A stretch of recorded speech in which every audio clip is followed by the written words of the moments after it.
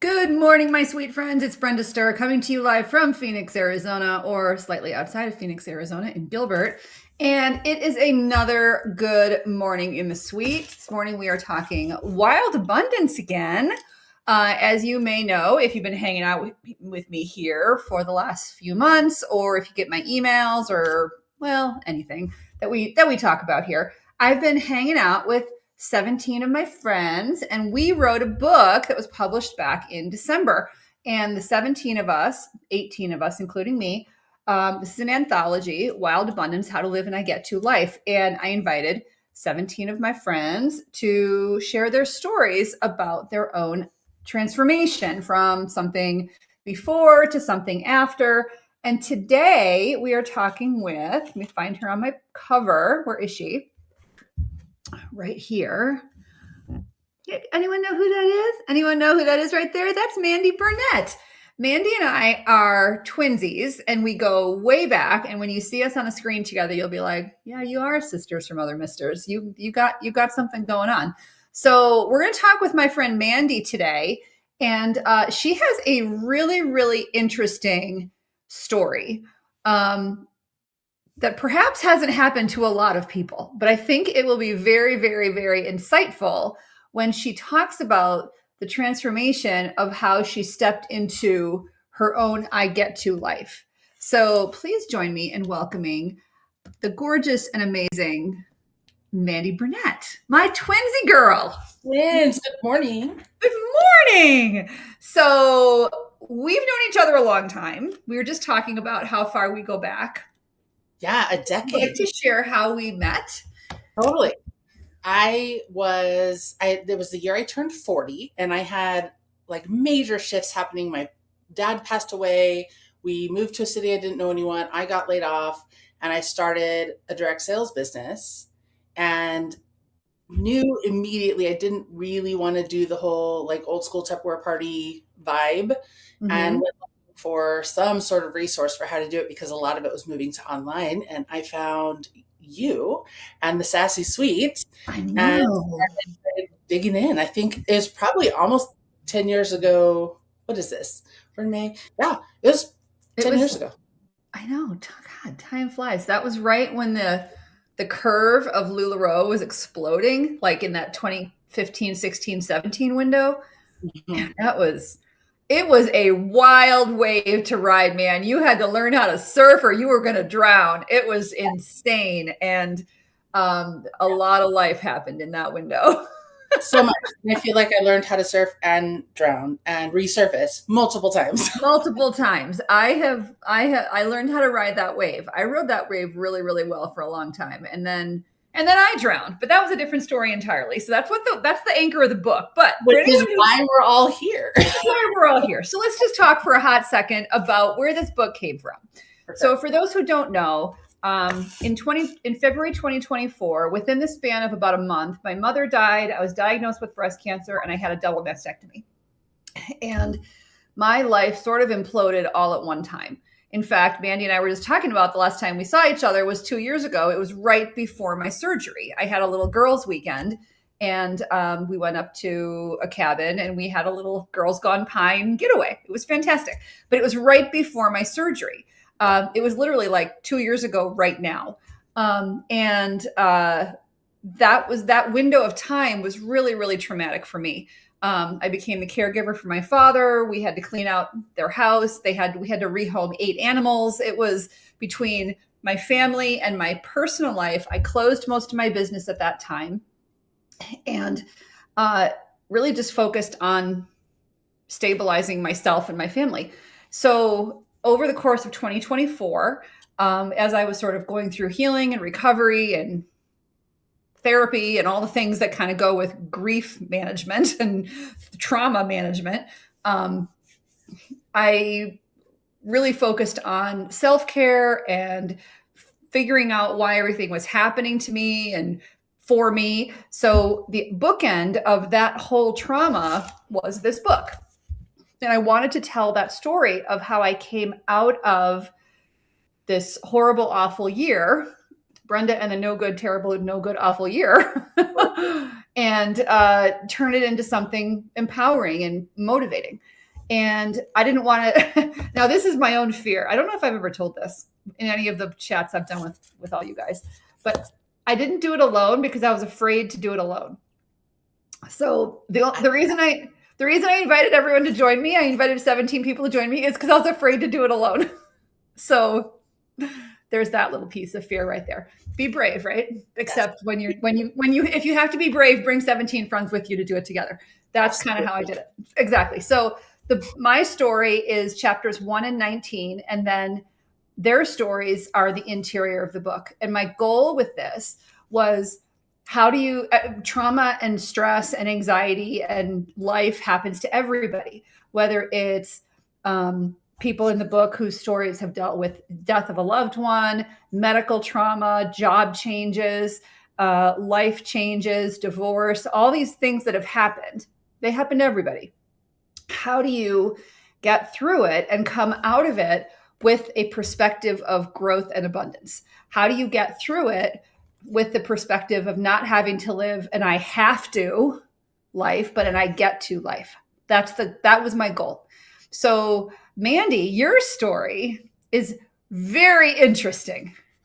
Yours is unlike anyone else's in the book. You are chapter 5. Yeah. I get to do life my way.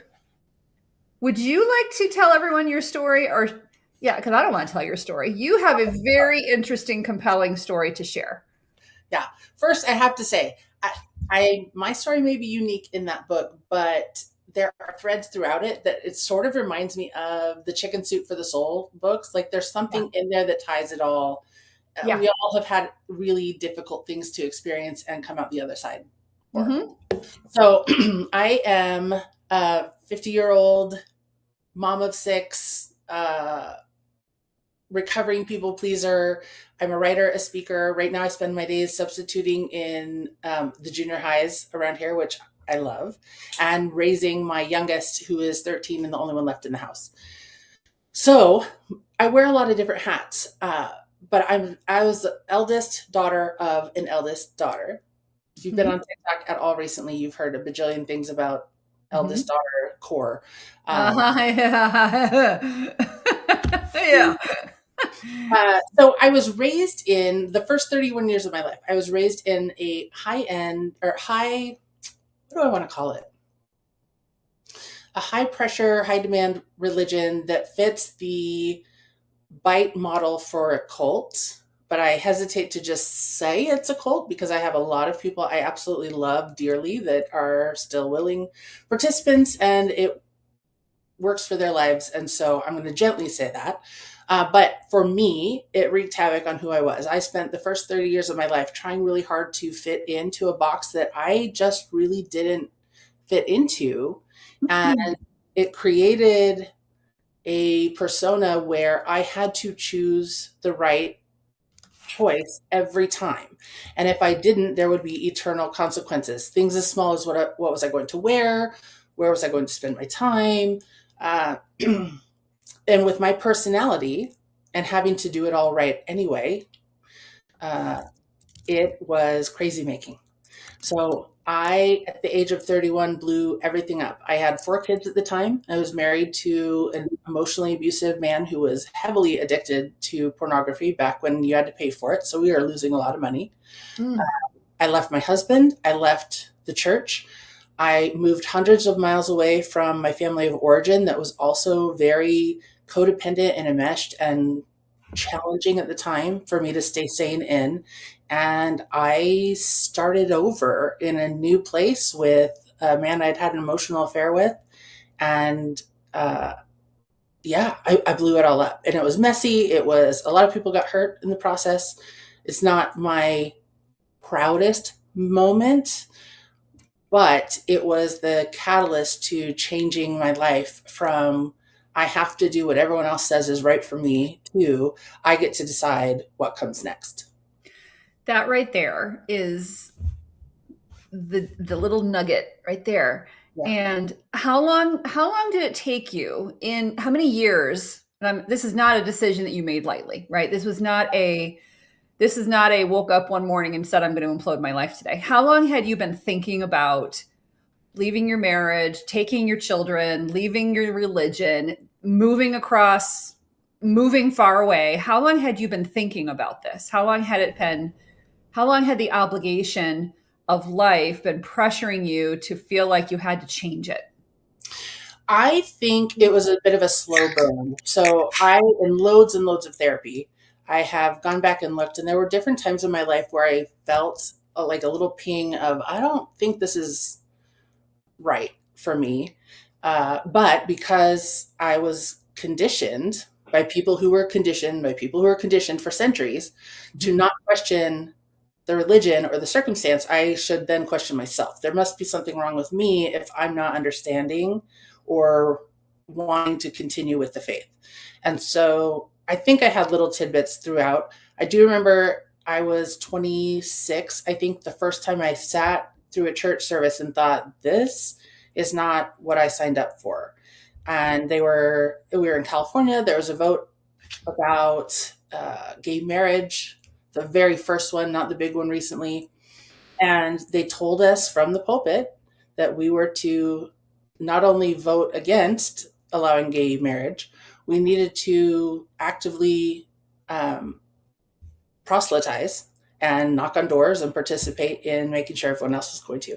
And I remember thinking, like, I know that we don't believe that marriage is anything other than a man and woman, but I'm okay if other people do it. That's just what I thought I believed at the time. So to then be dictated to do something felt really jarring, but I just sort of like shoved it back down, didn't deal with it, just kind of tucked it in the back of my head.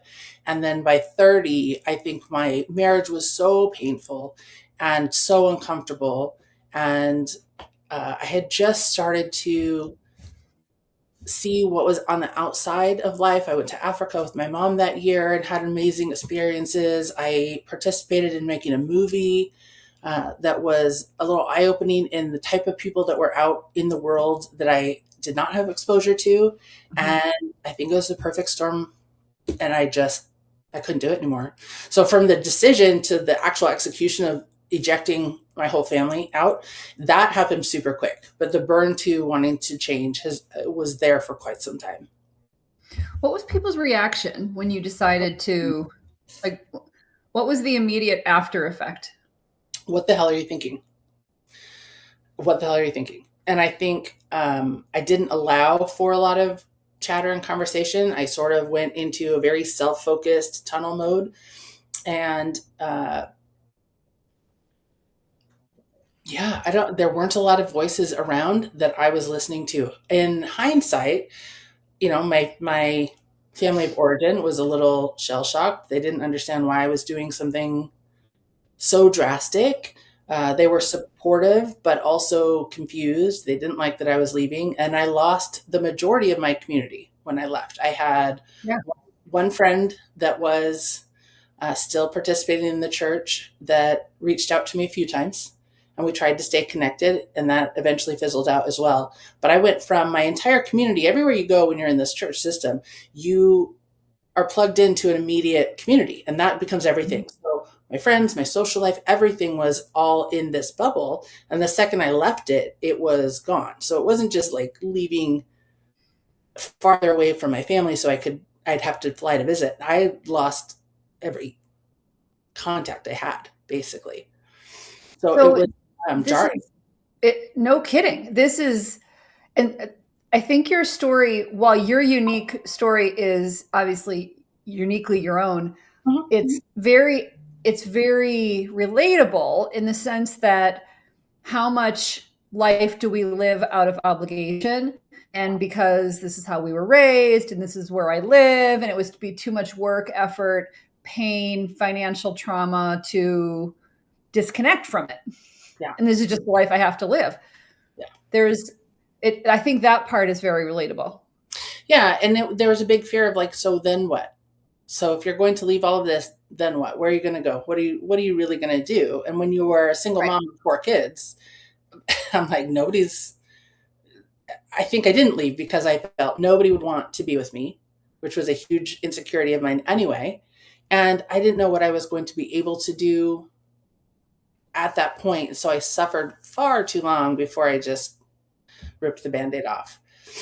And that's, the safety and security of the known, the devil you know versus the devil you don't know, right? The Yes. devil you know, even if it's painful, is where a lot of people stay Yeah. in um, what would be the obligation, the rut, the apathy, the routine, the of life. There's, even though it's not necessarily fulfilling and happy and abundant, they stay. Whether it's in a marriage, whether it's in a church, whether it's in a community, or it's in a job that they're like, well, it's good enough, even if I don't want to, I Sure. don't want to blow up my life to get out of this one thing. So Yeah. you're different than a lot of women in the book. um, you're one of the few people in the book who made your transition by choice versus having it forced upon you. Yep. Right? Yep. That I think alone puts you in a category of holy cow, you chose to implode your life, right? Nobody would be like, I chose for my spouse to die, or I chose to get cancer, or I chose to have somebody have an affair and leave me. Those are the things Yeah. that just happen to other women. But you chose to. What do you think? Talk to me a little bit about the distinction or the difference between having trauma thrust upon you versus choosing to step into it. Sure. I think that in hindsight, I was very critical of the woman I was in my 20s as I was going through therapy in my 40s. I was very hard on her. I felt like, why didn't she leave sooner? Why did she participate the way she participated in this system? I was really hard on her. And it took a lot of healing to realize she also was the one that flipped the switch and got us out. Mm-hmm. And she didn't just get me out, she got me and my children. And my girls were about to reach teenage years. And that was where things really went south for me as a girl in the church.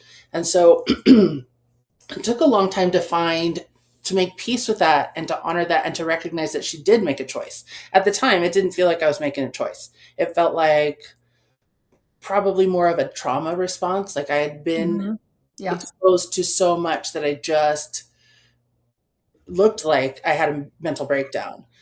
So I didn't acknowledge. Oh, I see what you mean. I just looked like I was just going crazy. I just had Yeah. lost my mind. I was out there, just wanted to try everything and do everything. I didn't want the rules of the church anymore. And when I break it down and look at it, I did choose to get out, and I didn't know what was going to be next. And I think that was the biggest fear for me. I like a plan. I'm the oldest daughter. I want to know what we're doing. I want to Yeah. control it. I want it to go my way. And for a very long time, I felt like abundance was kind of a gross word because it was for people that had a lot of good things going for them anyway. And, the manifestation woo woo vibes that I thought abundance meant was really difficult when I felt tied down by uh, my ex-husband's choices, my mom's choices, not having enough money. I always had these excuses, and you and I have talked about this many times. Yeah. We have. I I can't do that because XYZ. I can't do that because I have kids, because Aaron's job, because blah blah blah. And it wasn't until I had a good friend of mine and a coach ask me once, okay, fine. So you have these circumstances that you can't change. Given those circumstances, how would you like to proceed? And it changed in a flash of, oh, I can accept that there are things I have to deal with in my life, and I get to choose how I want to go forward from here. And that was exciting and freeing and terrifying because I'd never really made choices for myself and trusted myself. So it was a muscle I had to grow to learn how to make decisions and not expect the world to fall down if I made the wrong one, and to pivot when I needed to pivot. But it was a huge growth point for me when I realized I could start to choose what was going to come next, and that if it didn't work, I could just adjust. Right. So if abundance was a little bit of a, squishy word then, what does it feel like now? Joy. It feels like joy. It feels like options. I have always told my kids, you work really hard now so that you can have options later. So you get your schoolwork done, or you do your reps as an athlete, or whatever it is you're doing it so that you have lots of options to choose from, not because you then have to be an athlete forever or you have to go to college, but because you want to leave yourself open to the options. Right. And I think for me, options were scary. I was told what to do and what to choose for most of my life. And I didn't know how to look at them and just pick like it was a buffet. And now I look at it and go, wow, so we could potentially be moving. What do I want to do when I move? Do I want to teach some more? Do I want to continue coaching softball? Do I want to go back into corporate? And I have the options, and it feels exciting and joyful instead of suffocating and scary. Because you get to choose. I get to choose. Yeah. And when you talk about abundance giving you options, the opposite of abundance is scarcity. Yep. Scarcity lives in obligation and fear. Abundance lives in opportunity, growth, and purpose, right? So when we look at, I get to choose what's next, even if my choices are relatively limited, I get to pick what it is. Yes. It's not being forced upon me. So for somebody who is in, whether it's a religion, a job, a marriage, where they feel something's not quite right, they're maybe complacent, they're maybe in a rut, they maybe know something, maybe they know they want to leave, but they haven't gathered the courage to figure out what to do.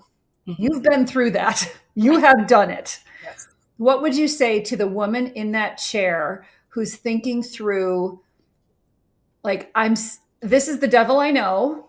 Yep. As painful and prickly as it might be, this is what I know. I don't know what's on the other side. Sure. What would you say to that woman? That's a really good question, because I also am sensitive to guru seeking. I always looked for the answers from somebody else. And so the reality is, I have no idea if somebody should leave or stay. I just don't know. But there is always, in my experience working with women, there is part of you that already knows. Like, it's kind of like Dorothy in the ruby red slippers. You already have it within you. Mm-hmm. I think when women can lean in and listen to themselves and just make the next choice that feels good, you'll eventually be putting together a few steps in a row that then clear the way for what's in your best interest to do.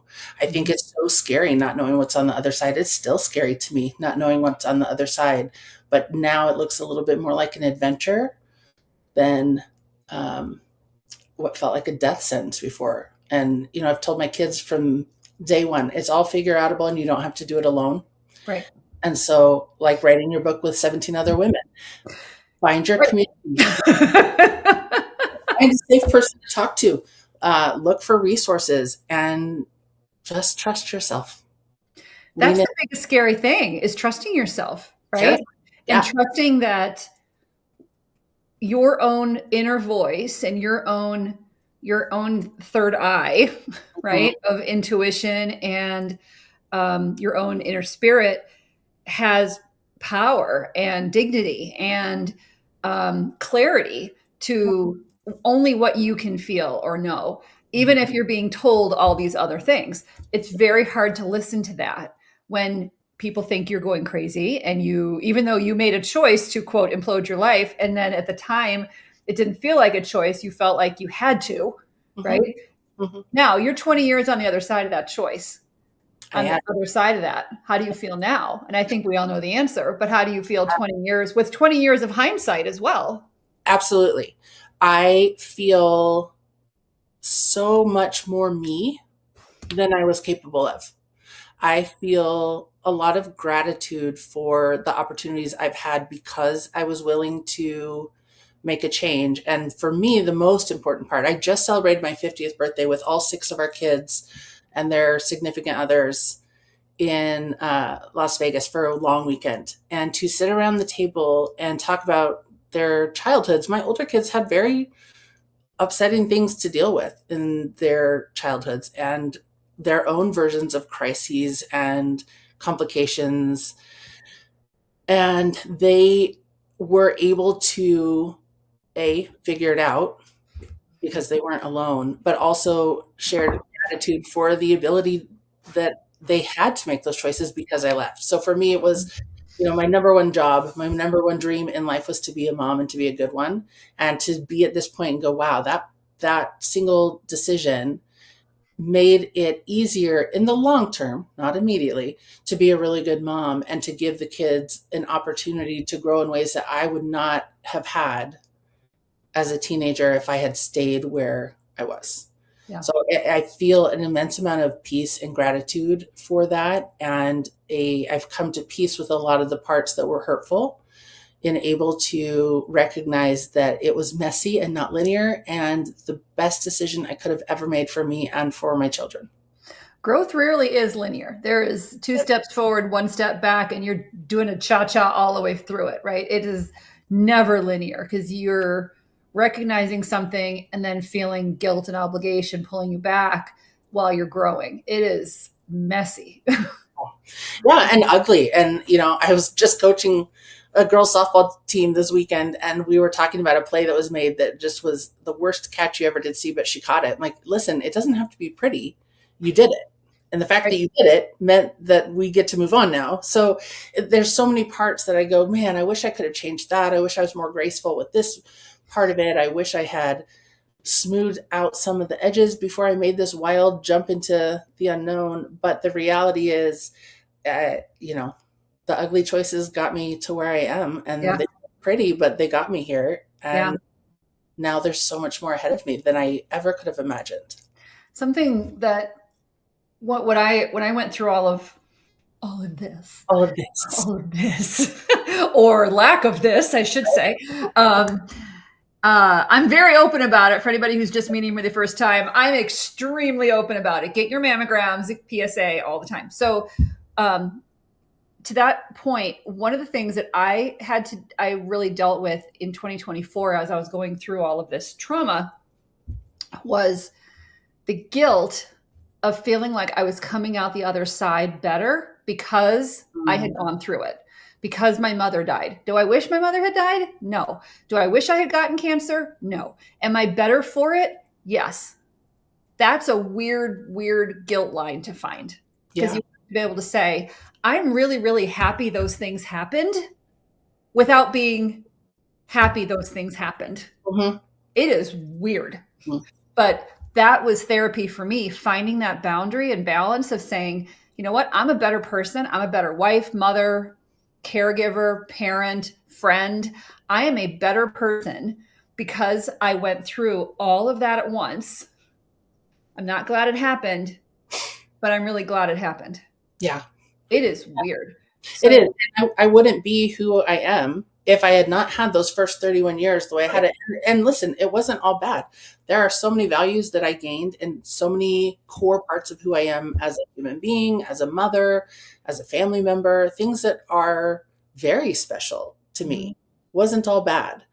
But being able to move through it, it is a weird headspace to be grateful for something that also caused a tremendous amount of pain. And you have to hold space for both. Both things. You have to hold space for both. And for the people who are scared of what's on the other side, this book, How to Live and I Get to Life, 18 women are sharing their stories of some really traumatic thing that happened and how they moved through it to get to the space of a mindset of, yes, that was horrible. Yes, it was awful. Yes, I wish I hadn't had to go through it, but I'm so glad that I came out the other side better for it.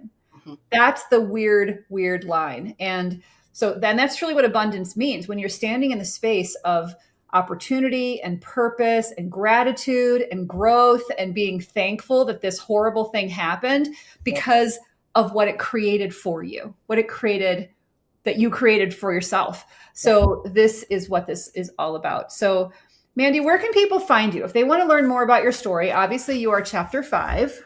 I am. Book. You can find me on my website, mandyburnett.com, or on Instagram is probably where I would be the most. And I'm putting it in the comments, mandyburnett.com or Instagram.com. The Mandy Burnett. The Mandy Burnett. Okay.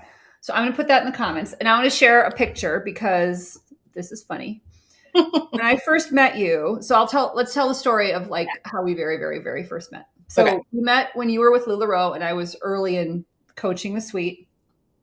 And I want to say it was you connected me to a leader somewhere, and I came, or it was you who brought me. I don't know. Somebody brought me to an event. I don't remember who. Yeah. And what the event was, there must have been 300 or 400 people there. It was a huge thing. Mm-hmm. It was a big event. And let me find the picture because I have a picture. While you're looking for that, you know, what was funny about that event is one of the bravery moments for me is I had already fangirled about you. I was like soaking up everything. You were exactly on the train that I wanted to be on. And so walking into the event, I was like, all right, you got to put on your big girl shoes. Introduce yourself, make sure she knows who you are. You can do this. I was scared out of my mind. Girl, we are besties. This is the funny thing is this is the picture of me standing on that stage at that event. And because I have a folder on my phone. It was in Oceanside Hills. And then we went to lunch afterwards. I think so. We did something. Yeah. And then hang on a minute. This is that event. It was a big group. It was a big room. I don't remember what kind of venue it was in, but it was huge. And you pulled up my Instagram feed at the event as an example of something. And I thought, oh my gosh, I have arrived. I have made it. I've died. Oh, here's a picture of how big the room was. So let me see if I can go this way. So you can kind of see the size of it. Yeah. Anyway, but this was our very first meeting in person. Now, you can't tell from this. You can't tell from us sitting down. But Mandy and I may look the same, but she is 7 inches taller than me. You're just like a little sister. I am literally the little sister, even though I'm older. But she is like standing next to each other. She's like this, and I'm like down here. But you are one of my best friends. I love you to death. I'm so, so honored that you shared your story. This is it's a story of a little bit of trauma, but also a lot of redemption. And do you want to share the story about how I see your book behind you. I see your notes on the wall. You have been talking about writing a book. Oh, yes. This is the start of that. This is the beginning of that story. Yeah. This is the story you want to tell. I'm not going to put you on the spot and be like, do you want to declare that you're writing a book right now? But this is the beginning of that story to tell. It is. And I've been working on my book for a while. I've walked away, come back, walked away, come back. I'm definitely back I am in the saddle, and we're going to finish this book up this year. It's called I Think I'm Doing This Wrong. And it's my experience of moving through life through a black and white lens of this is how I was raised, and these are what choices I was supposed to make, and this is the right or the wrong way to go, into this space where I'm not really sure if there's a right or wrong choice anymore. I just know that I can trust myself to figure out what comes next. It's very exciting. Wild Abundance. You get to. Yeah. All right, friends, if you have not grabbed Wild Abundance, you can find this on Amazon. Wild Abundance, How to Live It, I Get to Life. It's an anthology of me and my 18 friends. Every single story in here is compelling, and some are going to make you cry. Some are going to make you laugh. Some are going to make you be like, oh my God, she's so brave. Like Mandy choosing to implode her life with 4 kids in her 30s, and 20 years later being here to tell the tale of why it was the best thing she possibly could have done. So go grab it on Amazon. I hope it's a quick read. It's an inspiring read.